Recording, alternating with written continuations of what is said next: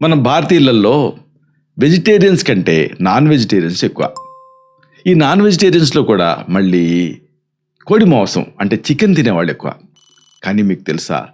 ఇలాగ మీరు చికెన్ గనుక ఇష్టపడుతుంటే మీకు మామూలోళ్ళ కంటే క్యాన్సర్ వచ్చే రిస్క్ ఎక్కువుంది. ఈ కీలకమైన అంశాల్ని మీరు తెలుసుకోవాల్సిన సమయం ఆసన్నమైంది. కోడి మాంసం ఆరోగ్యానికి ఎంతో మేలు చేస్తుంది అని మనం అనుకుంటున్నాం. మెయిన్‌గా కోవిడ్ తర్వాత ఈ భావానికి బలం వచ్చింది. అయితే దీన్ని అతిగా తీసుకోవటం వల్ల ప్రాణాంతక వ్యాధులు వచ్చే అవకాశం ఉంది. ఈ సంగతి మీకు తెలుసా? కేవలం మాంసం మాత్రమే కాదు, మనం దాన్ని వండే విధానం కూడా మన ఆరోగ్యాన్ని శాసిస్తుంది. రెగ్యులర్గా వేయించిన ఈ చికెన్ తింటే శరీరంలో జరిగే మార్పులు ఏమిటో మీరు తెలుసుకోవాలి. ప్రాసెస్ చేసిన మాంసంలో ఉండే రసాయనాలు జీర్ణాశయం పైన తీవ్రమైన ప్రభావాన్ని చూపిస్తాయి. ఇలాగ ఈ రసాయనాలు క్యాన్సర్ వ్యాధికి ఎలా దారితీస్తాయనేది మీరు తెలుసుకోవాలి. మనం రోజు తినేటువంటి ఆహారపు అలవాట్లు మన ప్రాణాలకు మీదకి తెచ్చేటువంటి ప్రమాదాలను గుర్తించాల్సిన సమయం ఆసన్నమైంది. ఎందుకంటే క్యాన్సర్ కేసులు పెరిగిపోతూ ఉన్నాయి. రాను రాను మన భారతీయులలో దాదాపుగా 30% మంది ఈ క్యాన్సర్ బారిన పడే రిస్క్ కనపడుతుంది. ఈ కీలకమైన అంశాల్ని, రహస్యాల్ని బాగా లోతుగా వివరంగా ఈ వీడియోలో మనం తెలుసుకుందాం.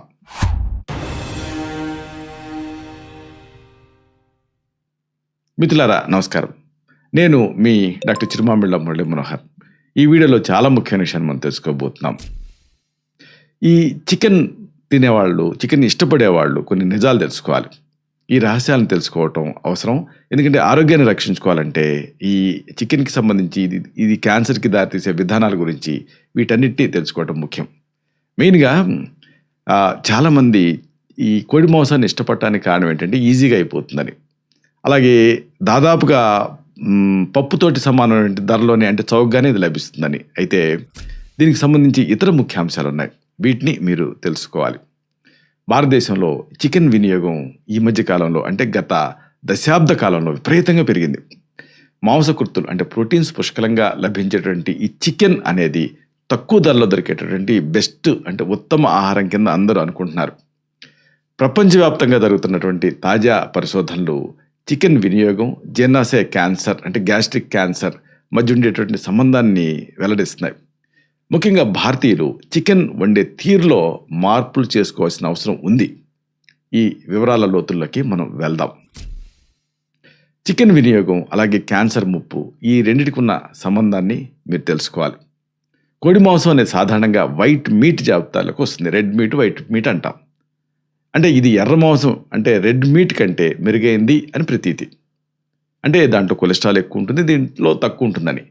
కానీ రోజు ఆ చికెన్ తినడం అనేది జీర్ణాశయపు ఆరోగ్యం పైన విపరీతమైన దుష్ప్రభావాన్ని చూపిస్తుంది.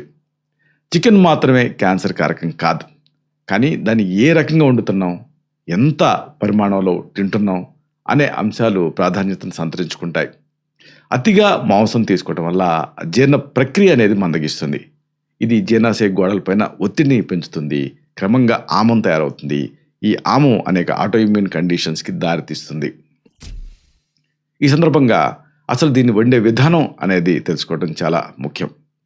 భారతీయ వంటకాలలో చికెన్ వేపుడు, అంటే చికెన్ ఫ్రై, చికెన్ 65 లాంటి వంటకాలకు ఆదరణ ఎక్కువ. మాంసాన్ని ఎక్కువ ఉష్ణోగ్రత దగ్గర వేయించడం లేదా నేరుగా నిప్పులపైన కాల్చడం, అంటే గ్రిల్లింగ్, ఇలాంటి వాటి వల్ల కొన్ని రసాయనాలు విడుదలవుతాయి. వీటిని హెటరోసైక్లిక్ అమైన్స్ అనే పేరుతో పిలుస్తారు. అలాగే పాలిసైక్లిక్ అరోమాటిక్ హైడ్రోకార్బన్స్ అని కూడా పిలుస్తారు. ఇవి క్యాన్సర్ కారకాలుగా మారతాయి. ఇవి ఆ కణజాలంలో మార్పులు తెచ్చేసేసి క్యాన్సర్ తాలూకు గడ్డలు ఏర్పడటానికి దారితీస్తాయి. ఈ సందర్భంగా అసలు ప్రాసెస్ చేసిన మాంసం తాలూకు ప్రమాదాలు ఏమిటి, ఇది మీరు తెలుసుకోవాలి. ప్రస్తుతం నగరాలలో ప్రాసెస్ చేసిన ఈ చికెన్ వినియోగం పెరుగుతూ ఉంది. చికెన్ నగ్గెట్స్, అలాగే సాసేజ్లు, కోల్డ్ కట్స్, ఇలాంటివి. మళ్ళీ వీటిని నిల్వ ఉంచడానికి రసాయనాలు వాడుతున్నారు. వీటిలలో నిల్వ కారకాలు, అంటే ప్రిజర్వేటివ్స్గా వాడేటువంటి నైట్రేట్స్ జీర్ణాశయంలోకి వెళ్ళినప్పుడు ప్రమాదకరంగా మారతాయి. ఈ రసాయనాలు జీర్ణాశయ క్యాన్సర్, అంటే గ్యాస్ట్రిక్ క్యాన్సర్ని కలిగించేటువంటి అవకాశాలు పెంచుతాయి. మన దేశంలో లభించేటువంటి తాజా మాంసం కంటే ఇలాంటి ప్యాక్ చేసినటువంటి ఆహారం ఆరోగ్యానికి ఎక్కువ హాని కలిగిస్తుంది. అన్ఫార్చునేట్గా అర్బనైజేషన్, అంటే ప్రతి వాళ్ళు కూడా ఇలాంటి ఆహారాన్ని తింటున్నారు. ఇప్పుడు మీరు ఆన్లైన్లో ఆర్డర్ చెప్తారు, అది ఫ్రెష్ అనుకుంటారు, కానీ అది ఎన్ని రోజుల నుంచి నిల్వ ఉంది, ఆ నిల్వ ఉంచడానికి వాళ్ళు ఏం వాడారు, నోబడీ నోస్. కాబట్టే ఈ ప్రమాదాలు పెరుగుతూ ఉన్నాయి. ఇక ఈ మసాలాలు, నూనెల ప్రభావం దీని గురించి కూడా మీరు తెలుసుకోవాలి. భారతీయులు చికెన్ వంటకాల్లో ఎక్కువగా మసాలాలు వాడతారు, నూనెలు కూడా వాడతారు.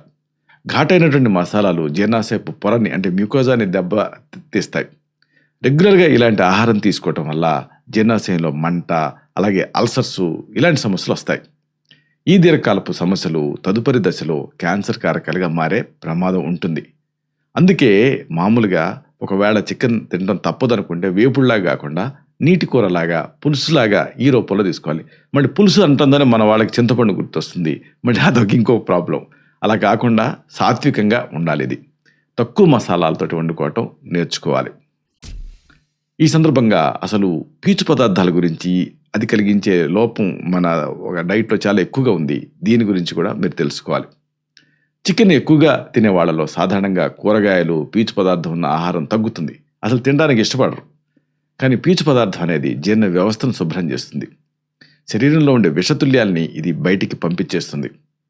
రోజు మాంసమే ప్రధాన ఆహారంగా తీసుకుంటే మలబద్ధకం లాంటి సమస్యలు వస్తాయి. అక్కడి నుంచి ఆ మలం కదలక అక్కడ క్రమంగా పుండు ఏర్పడుతుంది.